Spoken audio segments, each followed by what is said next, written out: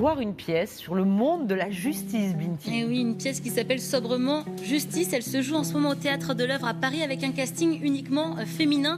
6 actrices que vous connaissez pour la plupart. On retrouve sur scène Camille Chamou, Camille Cotin, Fatima Ndiaye, Neidara Ayadi, Ossiane Rosemary et Samantha Markovic. Les actrices jouent en alternance. Elles sont 3 chaque soir sur les planches. Et cette pièce est née dans la tête de Samantha Markovic.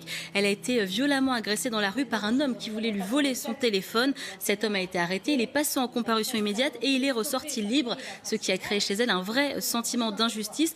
Elle a donc décidé d'assister pendant 1 an à des comparutions immédiates. Elle a rencontré des juges, des avocats, des policiers pour mieux comprendre notre système judiciaire. Alors dans cette pièce, les petites scènes s'enchaînent. Les actrices jouent tous les rôles. On voit les victimes, les délinquants, les procureurs, les psychologues. Extrait.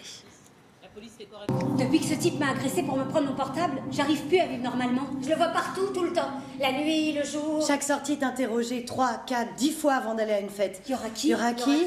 Dans quel quartier? Comment rentrer? Surtout de plus mettre de robe, plus de talons, plus de maquillage. Devenir transparente. Disparaître. Me fondre dans la masse pour me faire oublier. Exit Sabrina Malard. Sabrina Malard. Depuis, je suis persuadée qu'il va revenir. Toute personne inconnue pénétrant dans mon immeuble est potentiellement Mohamed Ali. La dernière fois, j'ai même failli gazer à la lacrymo le voisin du second, je l'avais pas reconnu. Je deviens dingue. dingue. Et malgré un procès en comparution immédiate, il a rien eu. Non, il a pas rien eu. Bah si, le type, il est toujours dehors. Non, il y a eu un jugement et il a pris du sursis. C'est quoi cette justice? Alors le sujet peut paraître lourd comme ça parce que je vois votre tête. Excusez, on est concernés, nous mesdames, Benjamin évidemment pas, mais c'est un peu plombant. Écoutez Pascal, il y a de l'humour, je ne sais pas si vous l'avez entendu, mais on entend pas mal rigoler dans la salle. Pourquoi? Parce qu'il y a des situations vraiment absurdes et on a quand même des réponses pas mal alambiquées et osées de certains délinquants, donc ça fait rire pas mal. On voit par exemple une kleptomate complètement désinvolte, une femme qui est sortie nue dans la rue et qui est incapable de s'expliquer, un jeune djihadiste qui n'a pas l'air de comprendre la gravité de ses propos. Et le rire, justement, nous pousse à nous interroger. Et dans cette pièce, on voit un système judiciaire à bout de souffle, déshumanisé, où les femmes et les hommes deviennent simplement des dossiers.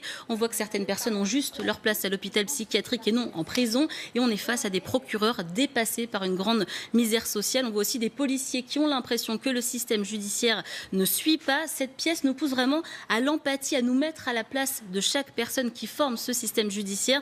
Et en plus, c'est très beau. Le décor est magnifique, épuré. On est dans cette ambiance claire-obscure et les actrices sont juste exceptionnelles. Bref, Justice, c'est une pièce qui traite d'un sujet encore très peu exploité dans le théâtre moderne. C'est vraiment passionnant. C'est en ce moment au Théâtre de l'Œuvre à Paris. Je vous le conseille vraiment. Mais un peu sombre le décor, me fait remarquer Audrey Chabaille à notre chaîne d'édition. Écoutez, c'est la première scène, mais après il y a beaucoup de lumière.